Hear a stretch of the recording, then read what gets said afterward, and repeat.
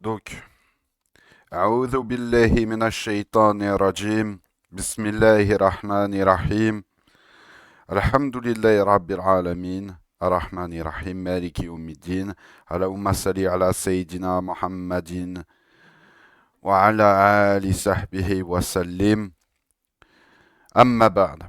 Ceci étant dit. Alors, on se retrouve aujourd'hui pour ce premier cours de culture, art, philosophie dans la civilisation musulmane. On n'est pas là pour, par exemple, lorsqu'on abordera les questions de philosophie ou certaines questions d'ordre artistique, on n'est pas là pour amener justement des questions d'ordre juridique, qu'est-ce que ceci est permis juridiquement parlant ou non. Là, on est purement dans des cours d'ordre historique, d'ordre civilisationnel, et donc forcément, lorsqu'on parle de civilisation, lorsqu'on parle euh, de culture au sein d'une civilisation. Donc, quel impact il y a eu non seulement sur sa propre population, donc les musulmans, mais également quel impact il y a eu sur, j'ai envie de dire, les autres. Donc, quel impact il y a eu sur l'art, la culture, la philosophie, chez les musulmans comme dans les autres civilisations, de la civilisation justement musulmane et de ce travail scientifique, historique, philosophique et artistique de l'islam. Donc on va se baser sur quelques livres. Euh, on va peut-être pas toujours faire la lecture des mêmes livres parce qu'il y a d'autres livres qui abordent peut-être plus en profondeur les questions philosophiques. On verra aussi un petit peu d'une certaine manière de l'histoire de l'art. Ça va être très intéressant. Je pense qu'on va s'éclater. En tout cas, moi, je vais beaucoup m'amuser. J'aime bien l'histoire de l'art. Et l'architecture, les trucs comme ça, c'est quelque chose que j'aime beaucoup. Donc, on va s'amuser un petit peu à voir les différents aspects intellectuels, scientifiques, culturels, artistiques de l'islam. Donc, aujourd'hui, on va se baser sur le livre Savoir et culture arabo-musulman. Donc j'essaie d'orienter comme ça avec la lumière, comme ça vous voyez bien. Donc Savoir et culture arabo-musulman de la sœur Aïcha Maherzi aux éditions Héritage qui est disponible assez rapidement. Donc aujourd'hui on va plus axer ces une heure de cours sur l'aspect purement intellectuel de l'islam et les sciences à ce niveau-là. Donc alors, on va passer la préface. Euh, on va passer la préface. Tac, tac, tac, tac, tac, tac. Je crois que je suis allé trop loin. Ouais, non, je suis allé trop loin. Alors,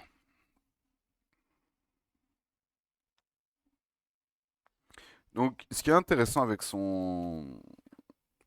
le livre de la sœur, c'est que en fait, sa préface qui est intéressante, c'est qu'en fait, elle fait le lien entre la révélation du Coran avec avec les sciences tout court. Et c'est là où c'est intéressant. C'est que le lien qui est fait entre la révélation du Coran, du Kitab, avec les sciences de manière générale, est un parallèle assez intéressant chez la sœur. Donc, une révolution, une révélation. Bismillah. Les textes qui vont suivre traitent de la civilisation arabo-musulmane et de deux principaux facteurs qui ont contribué à son développement, en l'occurrence le savoir et sa transmission. Donc là, comment est-ce que la civilisation arabo-musulmane définit la question de savoir et comment est-ce qu'elle transmet cette définition et cette application du savoir. Là, on va parler un petit peu aussi d'épistémologie. Donc épistémologie, c'est un principe, histoire de faire très très simple, l'épistémologie en fait est un principe philosophique qui revient à traiter en fait un petit peu les fondements des sciences, comment se définit une science et comment se transmet une science. Donc c'est plutôt un principe d'ordre philosophique, mais à la fois également scientifique. Euh, Histoire de donner un petit peu une image, l'apprentissage des sciences te dit, euh, par exemple, lorsque tu apprends une science, que ce soit une science dure, mathématiques, physique, chimie, etc., biologie, ou une science plutôt d'ordre social, empirique, social, pas empirique, euh, plutôt, oui, plutôt d'ordre, on va dire, intellectuel, de l'émotion. L'histoire est à cheval entre les sciences dures et les sciences sociales. Parce que on voit un petit peu des notions dures comme la généalogie, l'archéologie, des choses comme ça, qui sont des sciences dures qui se basent sur des éléments probants et concrets, mais également des sciences sociales sur plutôt l'analyse sociale, sociale, etc., de ces données-là dures. Donc en fait, l'histoire est à cheval entre les deux. Maintenant, en pure sciences sociales, on va trouver la sociologie, l'anthropologie d'une certaine manière aussi. Même si, pareil, l'anthropologie comme l'histoire est vraiment à cheval entre les sciences dures et les sciences sociales. Donc voilà. En gros, lorsqu'on prend une science et qu'on apprend une science, on apprend plutôt le comment ça marche. Comment est-ce que de certaines données, on en arrive à cette conclusion. L'épistémologie d'une science, c'est plutôt pourquoi est-ce que ces données doivent fonctionner comme ça. Donc on est un petit peu dans... J'ai envie de faire un parallèle peut-être un petit peu... j'ai envie de faire peut-être un parallèle un petit peu facile, mais euh, en gros, l'épistémologie, ça sera un petit peu le usul al-fiqh des sciences. Le fiqh, c'est l'application pure et dure des fatwas. À partir des sources, on émet à partir des sources, on émet telle règle juridique, telle règle juridique, telle règle juridique. Ça, c'est du fiqh. Usul al-fiqh, c'est plutôt comment est-ce que, à partir des sources, on va tirer l'argument, on va comprendre l'argumentaire et qui nous permet justement de poser et d'arriver à ces conclusions de tel verset, tel hadith peut être compris comme ça et doit être appliqué comme ça. Donc, je répète, le fiqh à partir des versets du Coran et de la sunna du prophète Mohammed et de beaucoup d'autres arguments, on en arrive à la conclusion que la prière se fait comme ça, la zakat se donne comme ça, etc. Si on reste sur les ibadat, après, le mariage se fait comme ça, les conditions du mariage sont comme ça. Ça, c'est le fiqh. Usul al-fiqh, c'est on va comprendre le chemin par lequel passent les ulema pour, à partir des sources, des différentes sources, des différents dalils qui sont acceptés chez Ahlul Sunnah wal Jama'a, on arrive à la conclusion que bah, cet avis-là s'est posé comme ça. Ça, c'est le usul al-fiqh. Donc la science dure, par exemple, une science dure ou euh, sciences humaines, sciences sociales, etc., se comprend comme ça. Par exemple, euh, un concept philosophique se comprend comme ça à partir de la vision, de la compréhension de la chose. L'épistémologie va dire on a observé certaines choses et on a, on va analyser tout le cheminement qui nous fait, qui nous amène à la conclusion que le positionnement philosophique sur cette question-là est comme ça. Ça, c'est l'épistémologie.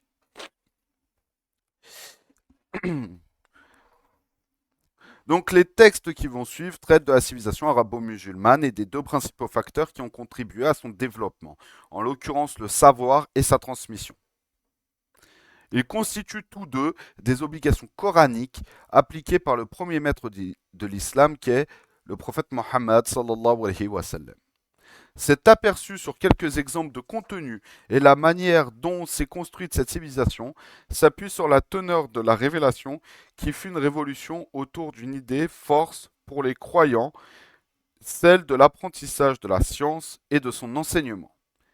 des acteurs religieux, des scientifiques venus de diverses contrées, de généreux mécènes, tout nouveau convertis à l'islam se mobilisèrent autour de ce message qui bouleversa leurs habitudes, leurs us et coutumes, le urf, et toute leur vie. D'abord pour l'étudier, le connaître et le répandre, ensuite pour ouvrir vers d'autres sciences et d'autres cultures. Ils prirent très tôt en charge les rênes d'un développement scientifique et culturel d'exception. Un phénomène d'acculturation se produisit, résultat d'un mixage des nombreux contacts des multiples ethnies, de connaissances, d'expériences, d'idées, de manières d'être et d'agir apportés par des peuples aux horizons divers, tous unis sous une même religion, tous unis autour d'une même religion. Même si on verra au fur et à mesure justement de ces cours que, euh, histoire de schématiser un petit peu, à l'époque de ce qu'on appelait l'âge d'or de la civilisation arabo-musulmane, donc l'âge d'or de l'islam. Là, on parle, les historiens souvent parlent à ce niveau-là, souvent d'un point de vue euh, artistique, scientifique, culturel, etc. D'accord. À l'époque de ce qu'on appelait l'âge d'or de la civilisation arabo-musulmane, dans euh, Beit al-Hikmah, la maison de la sagesse, qui justement était un waqf offert par les califes abbassides à l'époque, qui justement s'occupait de recenser, traduire et transmettre les différents épîtres des différentes sciences qui ont été faites à travers l'histoire avant, que ce soit chez les Grecs, les Romains, les Indiens, même les Juifs, etc. Beaucoup de gens qui participaient à la traduction en arabe de ces textes-là n'étaient pas forcément musulmans. Il y avait des Indiens qui étaient justement payés par l'État abbasside pour traduire les textes en hindou, pour traduire justement les textes en sanskrit, pardon, pour traduire les textes du sanskrit à l'arabe. Des juifs traduisaient l'hébreu à l'arabe. Certains grecs traduisaient le grec à l'arabe. Mais beaucoup n'étaient pas musulmans, mais pour autant, ils étaient payés par rapport à la compétence de leur travail. Il faut savoir qu'à une époque, il n'était pas rare que certains marchands qui trouvaient des livres rares, euh, qu'ils les vendaient soit à des mécènes importants, donc des vizirs, des marchands importants qui, des marchands importants qui avaient ce goût des sciences, ce goût de l'apprentissage, ce goût de la transmission, ou même les califes directement, étaient payés l'équivalent de leur poids en or pour le fait d'avoir amené un livre rare que un vizir, le calife ou un marchand important n'avait pas dans sa bibliothèque. Et à l'époque, on peut réellement dire que les musulmans ont démocratisé dans le sens, ils ont réellement, euh, comment je pourrais dire ça? En fait, ils ont réellement amené à l'ensemble de la population le, le fait d'avoir une bibliothèque privée.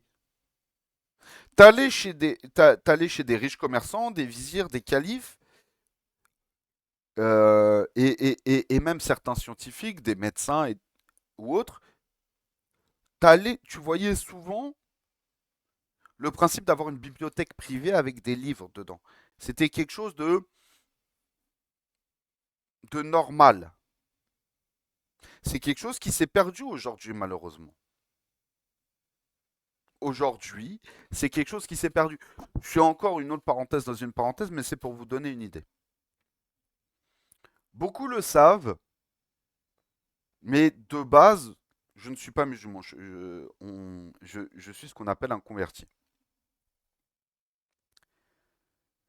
Et sans rentrer dans les détails, parce que, parce que ma vie reste ma vie, mais j'ai pu côtoyer en fait des gens de différents milieux, et c'est vrai que chez les Français, souvent de la classe moyenne ou de la petite bourgeoisie, cette culture justement de la bibliothèque privée, d'avoir une bibliothèque dans son salon, dans sa chambre, même s'ils ne lisent pas forcément les livres, c'est quelque chose de très marqué.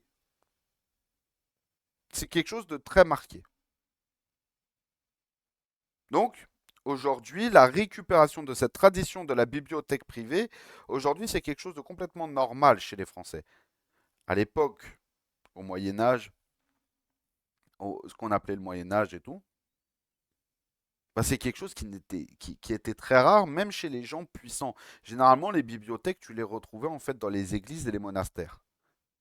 Même les rois, les dirigeants, les seigneurs locaux en Europe n'avaient pas ou dans de très très rares cas de bibliothèque. C'était vraiment l'apanage des religieux et des clercs dans l'Occident médiéval. Dans le monde musulman, c'était l'apanage de tous. Dès que tu beaucoup, dès qu'ils avaient les moyens, achetaient des livres et, et possédaient des livres, que ce soit des livres qui traitaient de théologie, des différentes sciences de la théologie musulmane, et même des livres de philosophie, des livres de médecine, des livres de mathématiques, etc. C'était quelque chose de normal.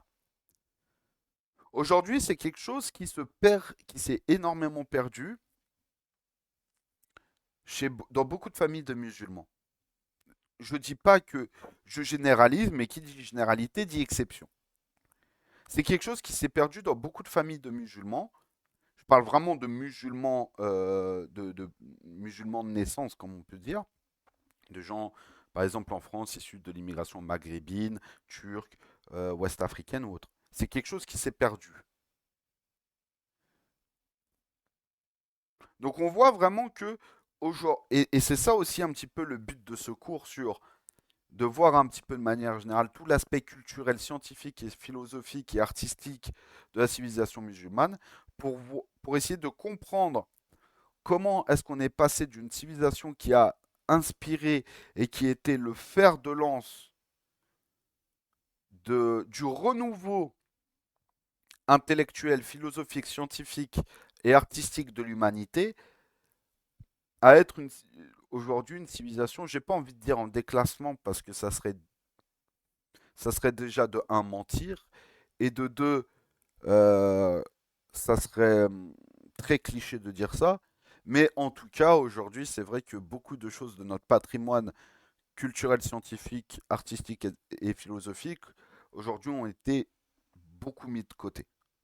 On comprendra aussi pourquoi, avec justement des groupes comme les Mortazila, pourquoi est-ce qu'aujourd'hui ça s'est perdu et pourquoi est-ce qu'aujourd'hui aussi beaucoup de gens un petit peu ont peur de revenir un peu à ces attraits-là, avec bien sûr la guéguerre entre les littéralistes, les scolastiques, etc.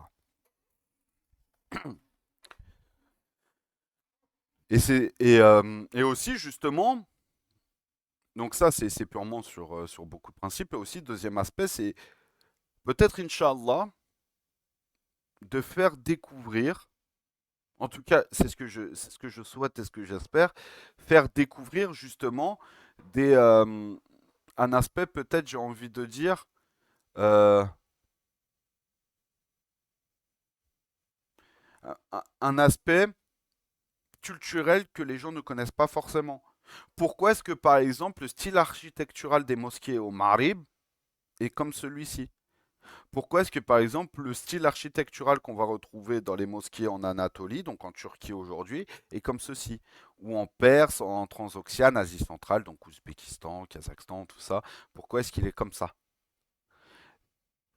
Et ça permet aussi de voir que la culture, la culture islamique n'est pas une et indivisible, elle est multiple, et elle s'inspire de choses aussi qui ont été faites au préalable. Et ça sera bien sûr. Et là, on commence à rentrer un petit peu dans les cours qui compléteront les deux principaux cours, que ce soit les cours pour les enfants et les cours pour les... Là, c'est plus à viser pour les adultes. Mais après, si vous arrivez à comprendre les concepts, Inch'Allah, pour les parents, les grands frères, les tontons, les tatas, enfin bref, vous avez compris. Si vous arrivez à comprendre ces concepts-là, essayez après de le retransmettre avec des mots dont les enfants peuvent comprendre.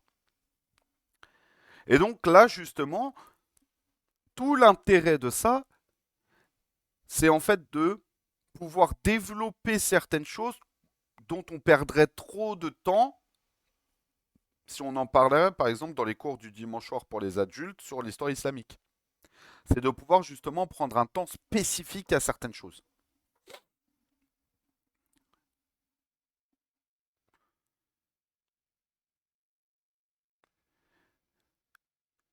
Une religion facile à adopter, c'est vrai, et qui les libéra du carcan des croyances aliénantes, c'est vrai, de misère imposée par des pouvoirs tyranniques. Elle fait seulement appel à leurs convictions intérieures quant à l'existence d'un Dieu unique et de la véracité de son message révélé à son prophète Mohammed sallallahu alayhi wa sallam, un simple humain qu'il a choisi. Là, justement, là, c'est quelque chose qui est un des problèmes que je trouve aujourd'hui chez beaucoup de gens qui veulent justement remettre un petit peu la mosquée au centre du village, comme on dit. C'est de vouloir se focaliser sur les réussites civilisationnelles de l'islam, culturelles, scientifiques, intellectuelles, etc. Mais de justement dénaturer un peu la nature du prophète Mohammed alayhi salatu wassalam, et tout l'intérêt de venir au cours du jeudi soir sur la Sira, et surtout dans la deuxième partie du cours, qui justement on essaye de remettre en avant justement une image plus spirituelle et plus entre guillemets sacrée du prophète Mohammed alayhi salatu wassalam, nous permet de justement éviter de rentrer dans ces facilités de position de le prophète Mohammed alayhi salatu wassalam était un homme certes prophète, certes qui avait l'inspiration divine, etc., mais il est bien plus que cela. Faut pas oublier que il y a des récits authentiques qui disent que le prophète Mohammed alayhi salatu wassalam maîtrisait la moitié, selon les versions, si je me souviens bien dans le sens, la moitié, voire la totalité de la science connue. Bien sûr, de ce que lui a permis, de ce que lui a, de ce que Allah Azzawajal, pardon, excusez-moi, lui a permis de donner, lui a donné comme compréhension des sciences. Si tu ne comprends pas que le prophète Mohammed alayhi salatu wassalam est à l'origine de toutes les sciences que l'on connaît aujourd'hui et maîtrise dans les fondements toutes les sciences que l'on connaît aujourd'hui, derrière, tu ne peux pas justement comprendre pourquoi est-ce que la civilisation musulmane s'est autant développée. On n'est pas en train de dire que le prophète Mohammed alayhi salatu wassalam faisait des thèses, faisait des thèses en, en physique nucléaire, faisait des thèses sur euh, la physique quantique, des choses comme ça. On n'est pas en train de dire ça.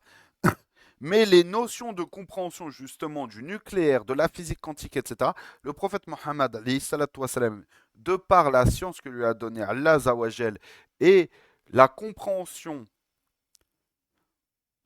et les révélations que lui donnait Allah Azawajal, le prophète Mohammed alayhi salatu wassalam, était en mesure de comprendre les notions par exemple de physique quantique, de les assimiler et de les retranscrire avec des mots spirituels. C'est en ce sens qu'il faut comprendre le hadith qui dit que le prophète Mohammed alayhi salatu wassalam maîtrisait la moitié ou la totalité des sciences des sciences connues selon le récit. Et il faut savoir que, et ça c'est un positionnement qui est très soufi dans la forme, mais qu'on peut comprendre aussi comme ça. C'est-à-dire que la première des créations, c'est le Nur, le Roh Mohammedi, c'est-à-dire la lumière, l'âme l'âme du prophète Mohammed alayhi salatu wassalam, est la première création divine, toujours en se basant sur le Coran et la Sunna. Et que le qalam, donc la plume, est tiré a été créé à partir de cette création-là, qui est le Nour, le Roh, l'âme, la lumière du prophète Mohammed alayhi salatu wassalam.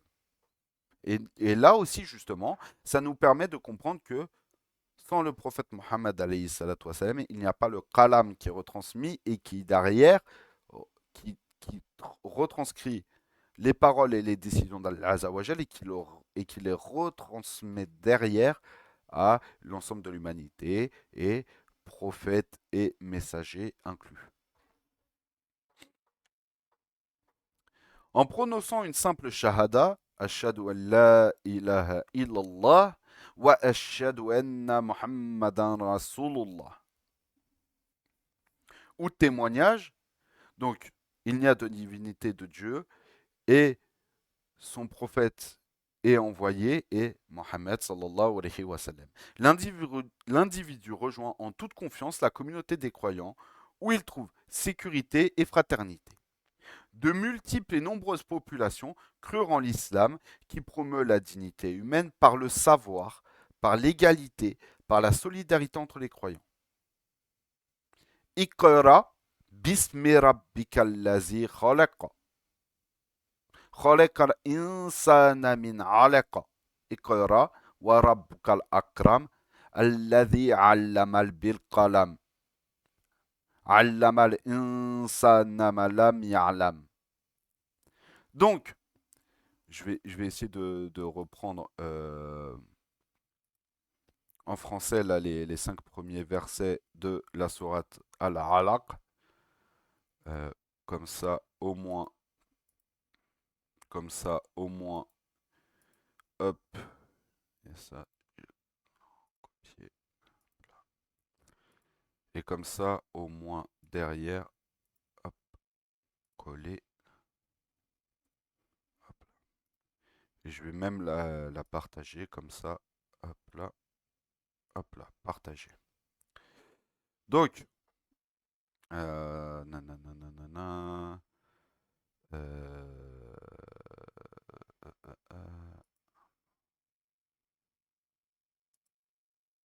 ok, alors, naviguer dans le Coran, voilà. Donc,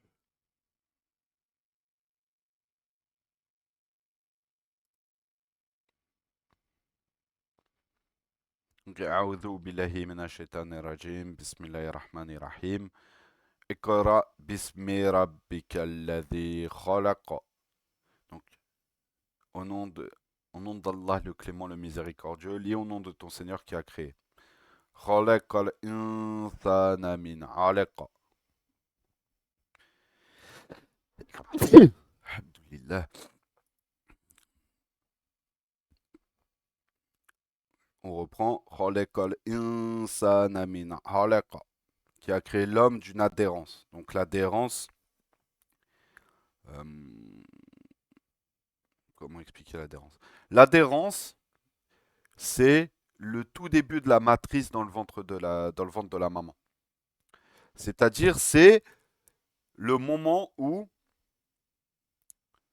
le sperme de l'homme et les ovules de la femme commencent à se former et commencent à se et commence en fait justement ce qu'on appelle la division cellulaire de la fécondation en gros.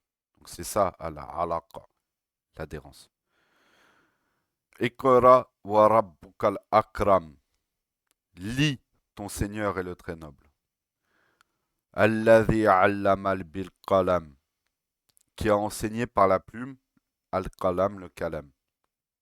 Donc ça, comme on l'a vu plus tôt, selon les explications un petit peu plus de mutasawif, métaphysique, spirituel, soufi, etc. Al-qalam découle du nouh, du ruh, de l'âme et de la lumière du prophète Mohammed alayhi salatu wassalam. Allama al-insana ma lam ya'lam.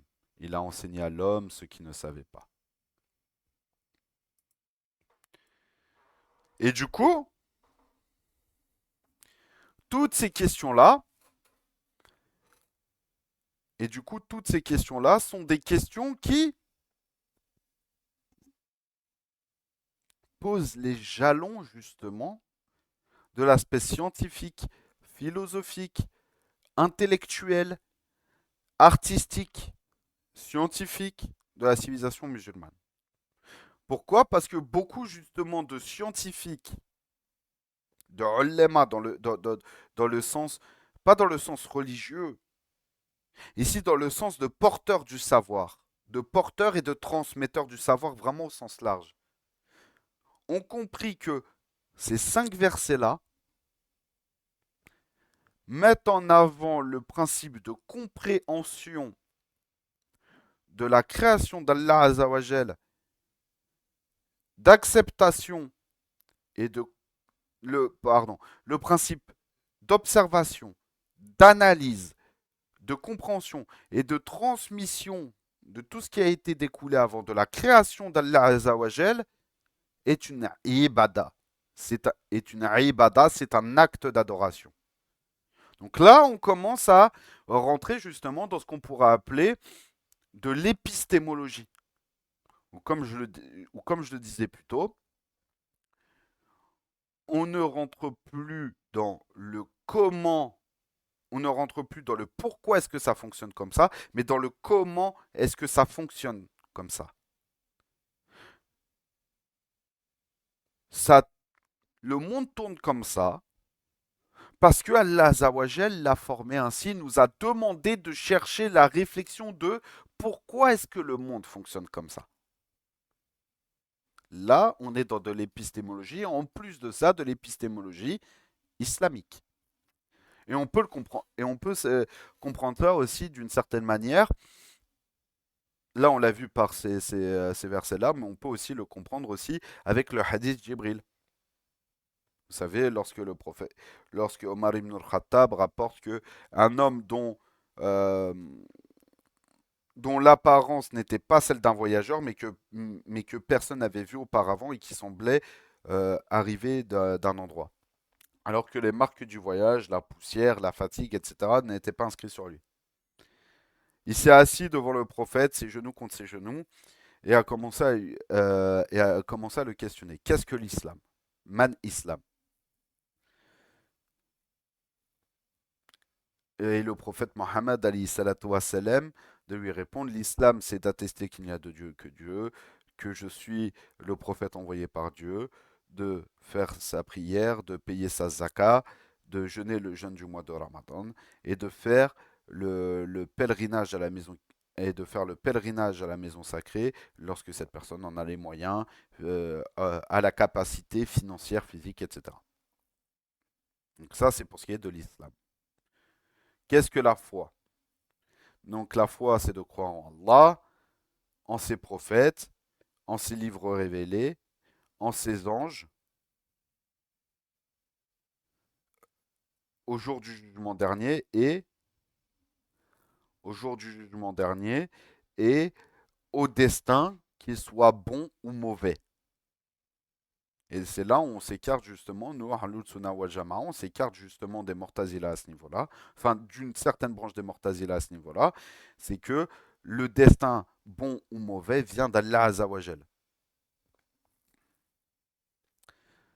Qu'est-ce que l'ihsan? Al-ihsan, c'est le fait de croire et d'aimer Allah comme si tu le voyais. Car même si toi tu ne le vois pas, sache que lui te voit. Et là, c'est en ce sens où, par exemple, le Cheikh Ibn Arabi, Qadasullahu sirahu, c'est en se basant sur ce récit-là qu'il explique justement le principe de Wahdat al-Wujud, donc l'unicité de l'essence. C'est-à-dire que lorsque tu atteins un certain niveau spirituel, dans un arbre, tu vois la signature d'Allah Azawajal, si on peut dire ainsi. Donc en fait, tout te ramène justement à Allah Azawajal et à l'unicité d'Allah Azawajal. Ensuite,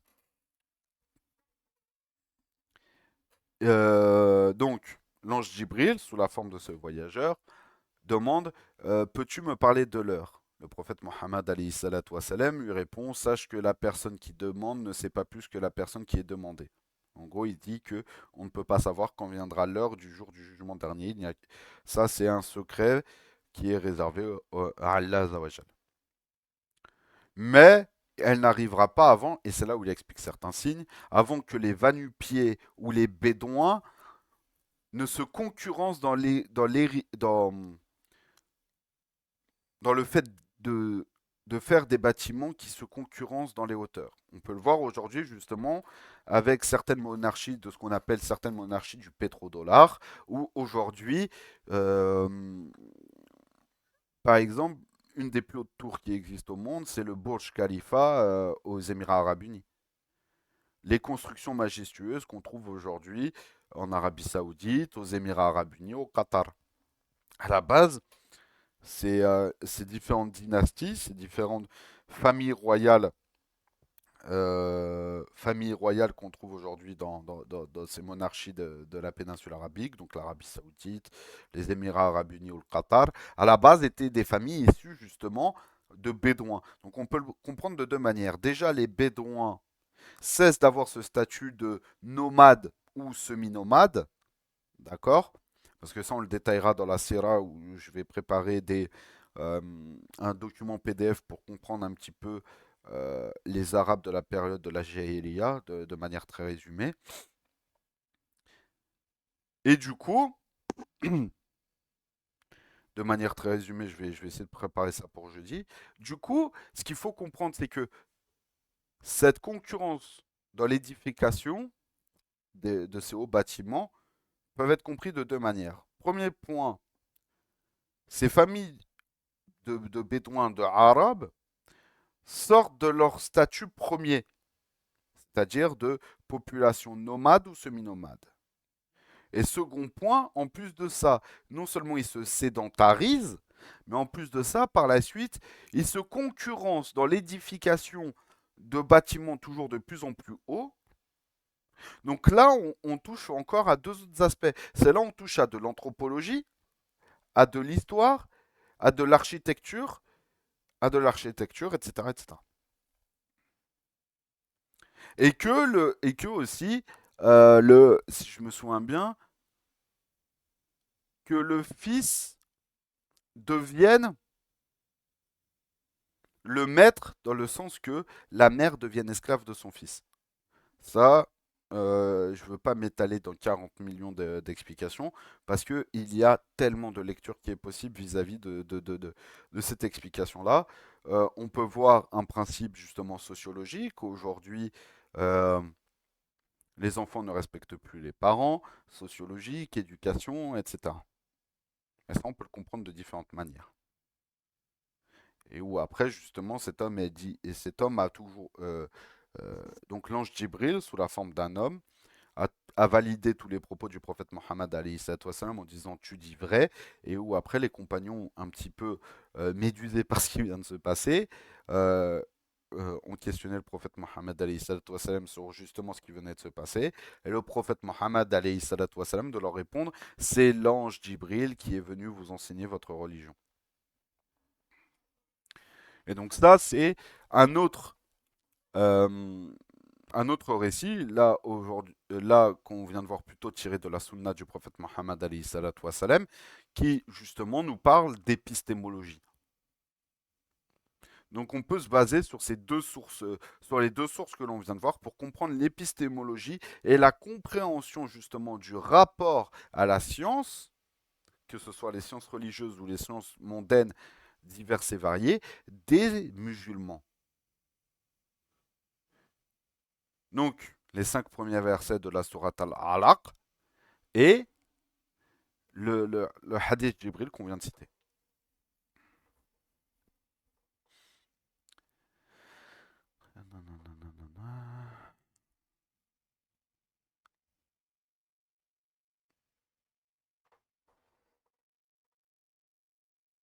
Alors, elles suivirent en masse leur guide et leur enseignant, le prophète Mohammed sallallahu alayhi wa sallam, qui apprit lui-même les versets au fur et à mesure de la révélation et qui les transmit et qui les expliqua aux musulmans. Il faut savoir que ce qu'il faut comprendre, c'est que le prophète Mohammed alayhi salatu wa sallam avait certes la révélation, mais il avait aussi un enseignant. Enfin, il avait deux enseignants si on veut être objectif.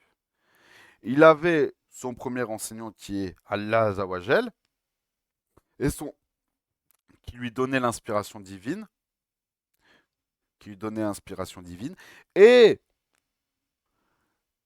l'archange Djibril alayhi salam qui lui donnait le char, l'explication de ce que Allah Azzawajal lui a enseigné. Il lui donnait, par exemple, il lui apprenait comment faire les ablutions, comment faire la prière, etc. Et ensuite, le prophète Mohammed alayhi salatu wassalam, retranscrivait toutes les données qu'il avait apprises d'Allah Azzawajal et de l'archange Jibril pour ensuite le retransmettre et retransmettre une méthodologie d'apprentissage et une méthodologie de compréhension des choses aux Sahaba radiallahu anhum, qui ensuite les ont transmis aux Tabi'i, aux Tabi'i, etc., etc.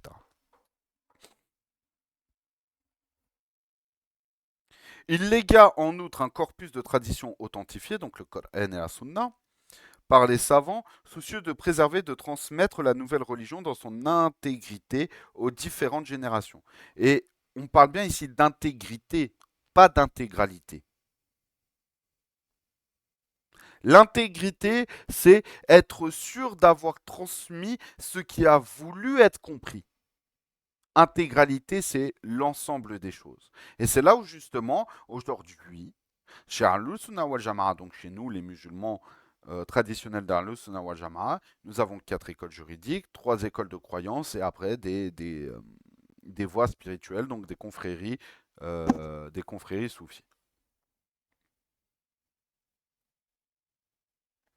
Une civilisation commença ainsi à se développer à partir de la révélation, sauvant et adoptant par ailleurs différentes données scientifiques issues de civilisations anciennes. C'est ce qu'on a vu un petit peu plus tôt et qu'on développera justement dans ces cours-là.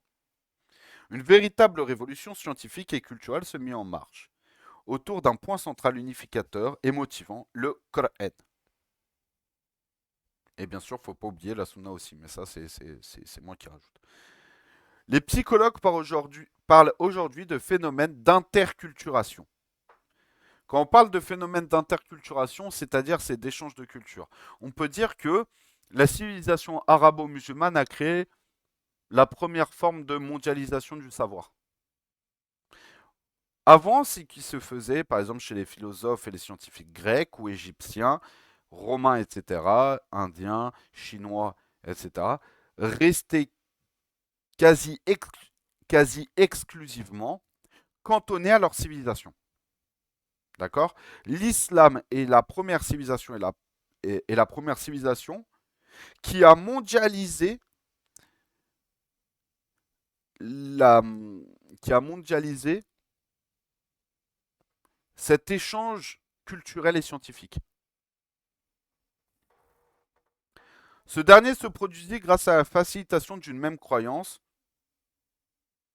et d'un même élan, d'une même volonté de mettre en pratique ce qu'indiquait la nouvelle religion, qui donna naissance à un processus civilisationnel extraordinaire.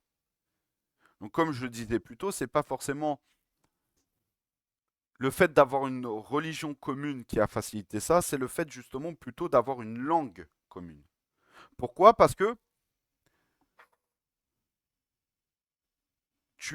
même si tu es hindou, juif, chrétien, euh,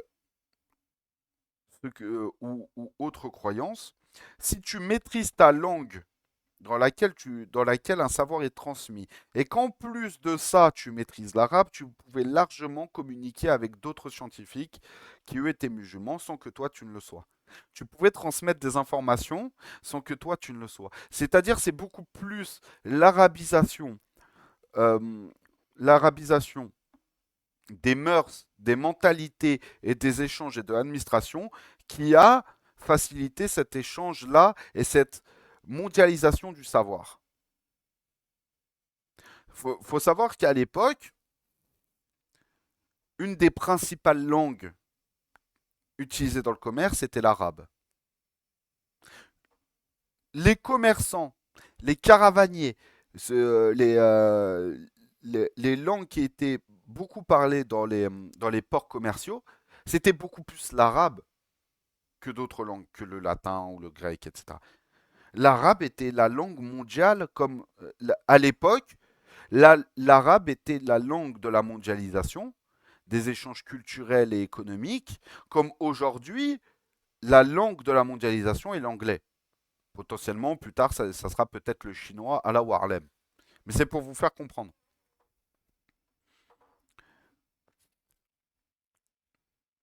La dynamique des échanges culturels, scientifiques et commerciaux fut en effet amorcée par le message coranique qui incita dès le départ les êtres humains à se connaître, à se respecter et à s'enrichir mutuellement à tous les niveaux. Tout cela contribua à l'expansion de l'islam sur le plan géographique, autant sur le plan géographique que sur le plan du nombre de croyants.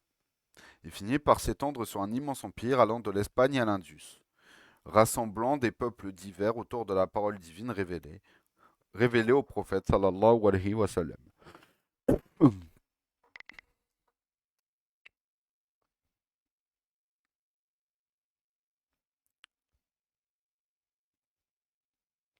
L'intérêt pour l'apprentissage et la compréhension de cette parole, celui de suivre en pratique le chemin indiqué par ces peuples, engendra une frénésie inédite pour les recherches scientifiques et culturelles et pour l'ouverture vers l'autre considéré comme porteur de richesse et non comme un étranger à rejeter. Deux branches du savoir furent créées, celle qui s'attacha aux études des sciences proprement religieuses et celle qui comprenait les sciences dites étrangères ou dakhila. Les deux catégories de sciences, loin d'être imperméables, présentaient des similitudes quant aux approches méthodologiques utilisées. La science de la tradition, faits et gestes faits, gestes et paroles du prophète, donna lieu, par exemple, à une méthodologie rigoureuse et objective pour recueillir et analyser les ahadiths, donc pluriel de hadith, rapportés après la mort du prophète sallallahu alayhi wa sallam, par les uns et les autres dans le but de leur examen profond et de leur authentification. Par exemple, au sein des sciences du hadith, il y a une science qui a été créée à partir justement des sciences du hadith, qui est le ilmul insan, la science des hommes, qui est justement d'analyser l'authenticité de chacun des transmetteurs. Donc l'authenticité de chacun des transmetteurs, qu'est-ce que c'est? C'est-à-dire qui il est, d'où il vient, donc le lien filial, le lien filial, euh, le, la méthodologie à laquelle il s'attache, est-ce qu'il fait partie d'un Sunnah, est-ce que c'est un chiite, est-ce que c'est un Mortazili, etc.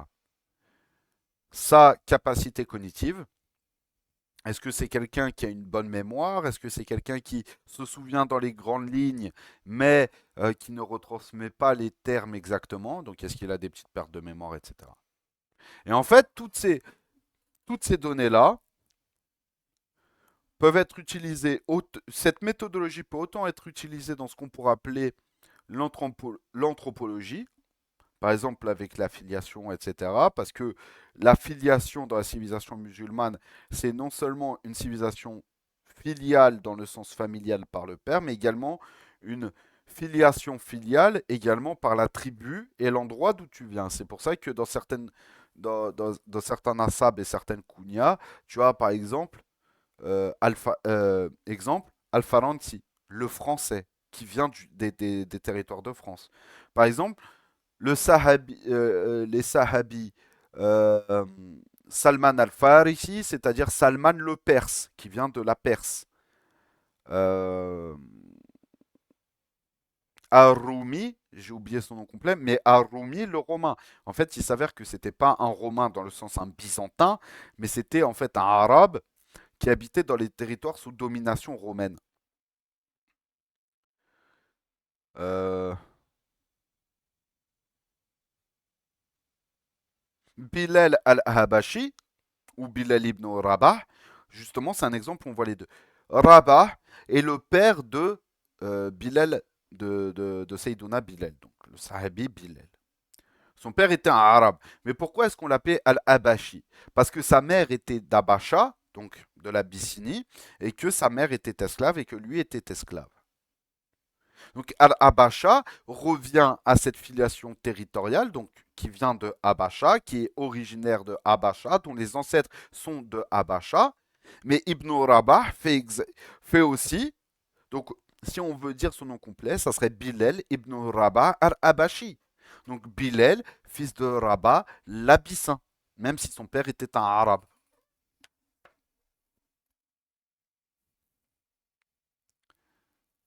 Donc là, on voit aussi ce qu'on pourrait appeler euh,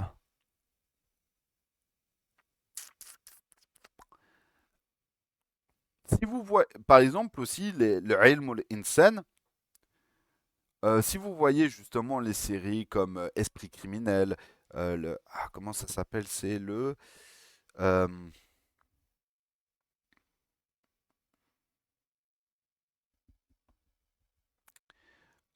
la, la, la, la,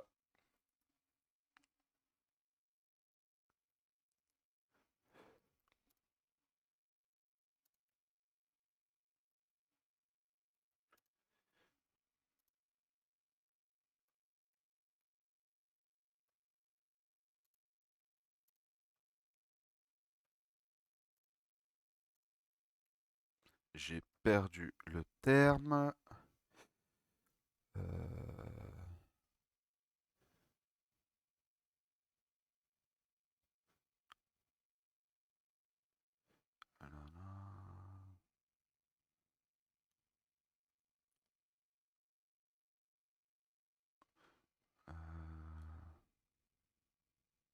Ah, voilà.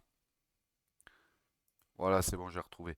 Donc, ce qu'on appelle les sciences du profilage, donc de comprendre la psychologie, la psychologie, la criminologie et le profil psychologique, par exemple, des tueurs en série. C'est ce qu'on voit, par exemple, dans des séries comme Esprit criminel, Mindhunters, pour ce qui est des séries les plus récentes, justement, où c'est les agents du FBI qui sont à l'origine aujourd'hui des sciences du profilage, etc.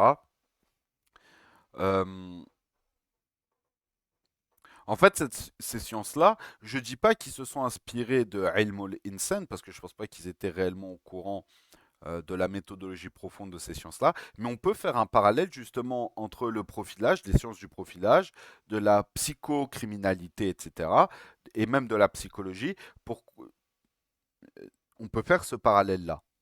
D'accord? Et pourtant, c'est des choses qui sont intrinsèquement liées à des sciences purement théologiques qui sont les sciences du hadith. Ont recouru en effet à de véritables enquêtes de terrain. Donc là, on voit aussi de la sociologie, de la psychologie, comme on l'a dit, du profilage. À grande échelle, à des vérifications quant à leur réelle origine et surtout quant à la crédibilité du rapporteur lui-même, comme on vient de le voir. Une taxonomie de ces ahadiths fut ainsi élaborée. Taxonomie, c'est euh, quand on parle de taxon. Par exemple, dans la biologie. Un taxon, dans les pures sciences de la biologie, et surtout avec l'apparition de, du darwinisme, de la théorie de l'évolution, etc. En fait, un taxon, c'est à partir d'une grande catégorie, on va réduire petit à petit, pour arriver à tel animal aujourd'hui. Donc le tigre vient d'un...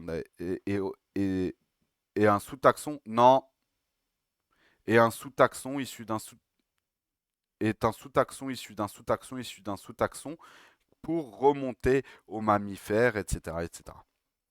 C'est ça un taxon. Donc la taxonomie, c'est euh, le classement en différents taxons. Il nous faut remarquer que cette exigence d'objectivité n'empêcha pas l'usage de hadiths faibles ou carrément non classés. Ça, par exemple, chez les Hanabila, donc chez les adhérents du madhab de l'imam Ahmed ibn Hanbal, comparé à d'autres madhabs, un hadith qui est faible a plus d'importance de poids que, par exemple, euh, le qiyas, donc l'analogie qui peut être faite pour appliquer en fait une règle pour tirer une règle juridique par rapport à une situation donnée. Donc chez les Hanabila, un hadith faible aura plus de prépondérance que al-qiyas, alors que dans d'autres écoles, ça sera plutôt l'inverse. On va garder un texte qui va être authentique, qui va avoir une transmission qui va être importante, et on va faire l'analogie par rapport à la situation donnée avec justement un hadith qui est plus authentique. Chez les Hanabila, le hadith faible prend la prépondérance sur ça.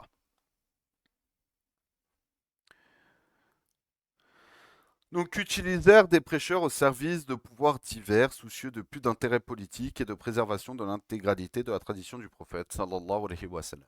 Et ça c'est très important, c'est très très important de le noter. C'est aujourd'hui, Et comprenez bien ce que je veux dire.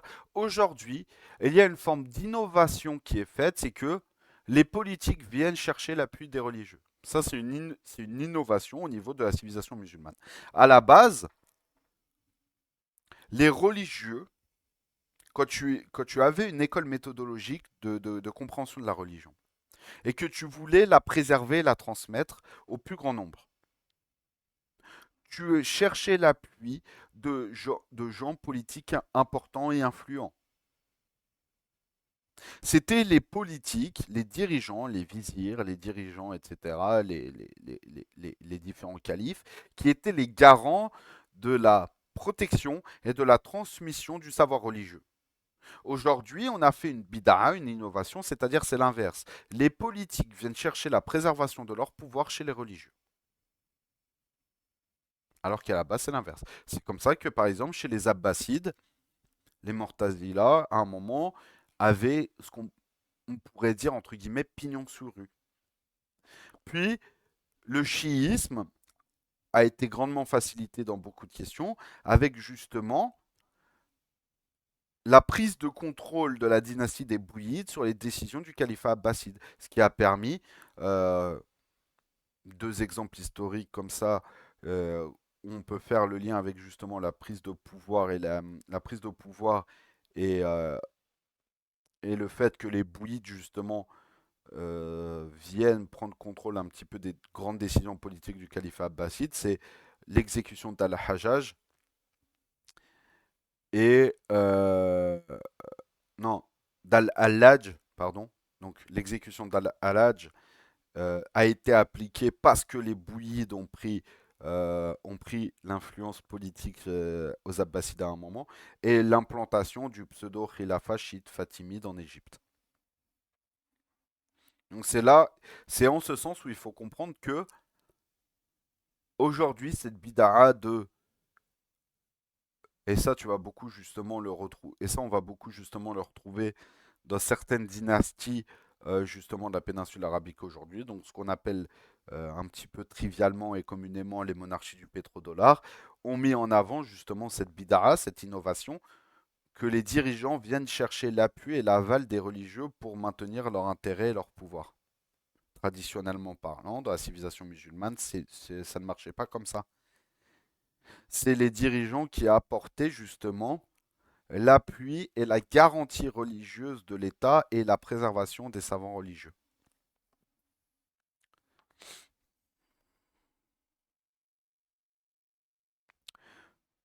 Ce genre de pratique a pris de l'ampleur dès l'avènement des Omeyyades. On verra ça lors de l'histoire islamique et aussi dans ce cours-là. Qui, pour asseoir leur pouvoir, engagèrent des koussas ou conteurs, donc koussas, qissas, récits, ceux qui transmettent des récits, qui prêchait dans les mosquées, dénaturant la religion, la mettant au service du gouvernant du moment, répétant par exemple à sa cité que le prophète sallallahu alayhi wa sallam lui-même aurait béni les Banu Omeyyah ou ces mêmes Omeyyades. On traitera ça en histoire, mais justement cette critique qui est faite là, en fait justement elle est complètement contre-productive. Pourquoi? Parce que qu'on le veuille ou non, même s'il y a des choses qui sont critiquables dans ce qui a été fait par la suite, qu'on le veuille ou non, cette vision aujourd'hui que le dirigeant doit chercher l'appui du conseil religieux, en fait, justement, ne permet pas d'offrir une garantie sur la d'offrir une garantie justement de protection de la religion. Pourquoi? Parce que un religieux, en fonction de ses intérêts mondains, pourra toujours trafiquer la religion dans ses intérêts. Alors que, vu que de base, le dirigeant, bien sûr, avec l'éthique et la morale religieuse, mais le dirigeant, le calife, le sultan, l'émir, est garant des intérêts, non seulement, bien sûr, religieux et spirituels de son peuple, mais surtout des intérêts mondains. C'est pour ça que un dirigeant, un dirigeant ne changera jamais la religion en faveur de ses intérêts, mais il trouvera des savants qui lui faciliteront justement ces choses-là. Et ces savants-là, en fait, ne changeront pas la religion par rapport à ces intérêts-là. Pourquoi? Parce que demain, ces savants, en fait, pourront perdre leur sécurité.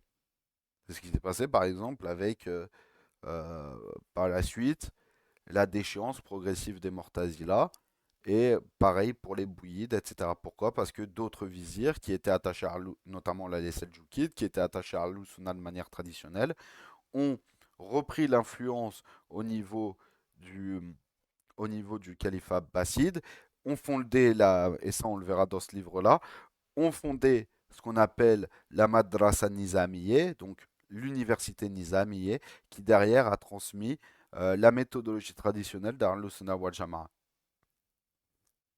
Donc là, on voit que c'est les savants qui sont au service du dirigeant. Non, c'est le dirigeant qui est au service des savants et non pas les savants qui sont au service du dirigeant. Et c'est ça cette nuance. C'est que la différence du dirigeant qui va chercher l'appui auprès des savants, le dirigeant, le dirigeant est au service des savants. Or, le dirigeant a un devoir de responsabilité mondain, bien sûr spirituel aussi, dans le bon choix justement des savants. Mais le savant a une responsabilité mondaine vis-à-vis de la population. Ce qui fait que aller chercher l'appui des savants l'empêchera justement de pouvoir développer des principes justement qui sont bien pour qui sont bons pour sa population. Ça, c'est des notions qu'on détaillera progressivement, mais c'est des notions qui sont importantes à prendre. Donc on va juste finir ce paragraphe et on va s'arrêter là parce on a déjà atteint les 1 heure. On a déjà atteint les 1 heure.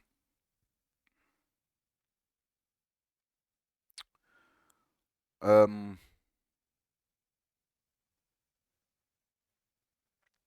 les successeurs, les Abbasides, leur emboîtèrent le pas et affirmèrent à leur tour que ce sont eux en vérité qui avaient reçu la bénédiction du même prophète sallallahu alayhi wa sallam.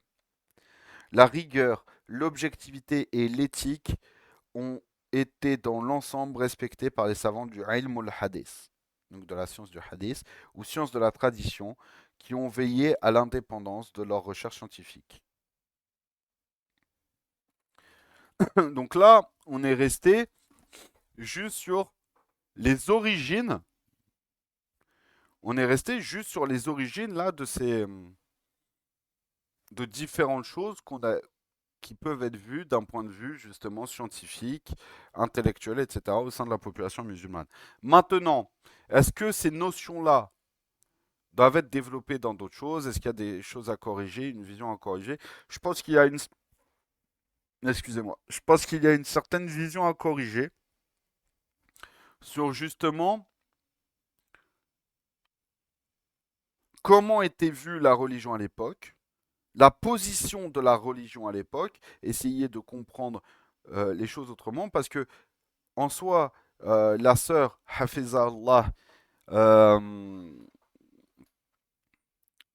amène beaucoup de questions qui sont très intéressantes et qu'il faut développer, mais aussi elle a cette vision un petit peu contemporaine et un petit peu, j'ai envie de dire, réformiste de beaucoup de notions. Et c'est là où justement c'est intéressant parce que ça permet un échange et ça permet un échange et justement un, un argumentaire un petit peu élargi sur comment est-ce qu'on définit la place de la science dans la société, la place des savants, qu'ils soient religieux ou non dans la société, et aussi le principe de mécénat et de protection des dirigeants et même des commerçants, etc. Parce que bien sûr, il y a tout un principe de mécénat par les commerçants, etc. Donc là, on va, pour l'instant, sur ces cours-là, continuer l'introduction de ce livre. Ensuite, peut-être qu'on passera à d'autres choses. Et comme j'ai dit, on échangera en fonction. Peut-être que on fera une pause sur le côté intellectuel, scientifique. On passera un peu plus à de la philosophie pure et dure. Des fois, de l'art, de l'art et de l'architecture pure et dure. Et on va essayer un petit peu d'aborder différentes notions, etc. Voilà. سبحان ربك بذات ما يصفون وسلام على المرسلين والحمد لله رب العالمين الفاتحة